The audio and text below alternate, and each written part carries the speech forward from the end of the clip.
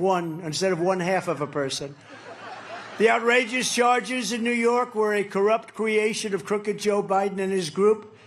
And they really weaponized, what they did is they weaponized the Department of Justice. They weaponized all the White House. What they did is disgraceful. It was all planned and carried out by his thugs in Washington, giving orders to New York. All these people went to Washington. It was all one big thing, including civil cases, by the way.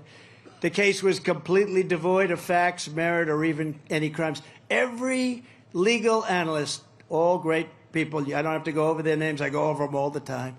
But all of the great legal analysts said there is no case here, there is no crime, he shouldn't charge, etc. But every single one of them said that. This wasn't a legitimate indictment. This was a Joe Biden indictment to try and hurt your political opponent. And it's really reverberated because the numbers we've never had numbers better than this. And they've really gone up a lot since that fake deal was started.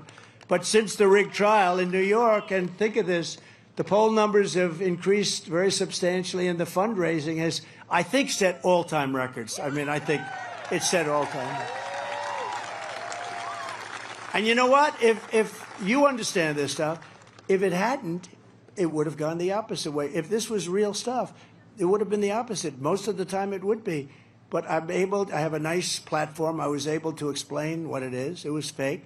I also got Dershowitz. You take a look at Dershowitz and Mark Levin, all great people.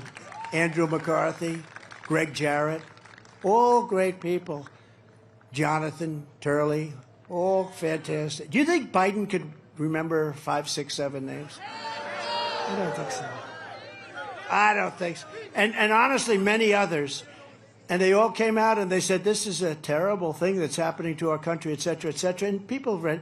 And that's when the numbers quadrupled. Everything quadrupled. The poll numbers were great. The fundraising numbers went up at levels that nobody's ever seen before because they know it's all fake stuff. It's a Biden indictment. These aren't indictments. These are Biden indictments. He did it to hurt his political opponent because he's a lowlife who's the dumbest president we've ever had in addition to everything else.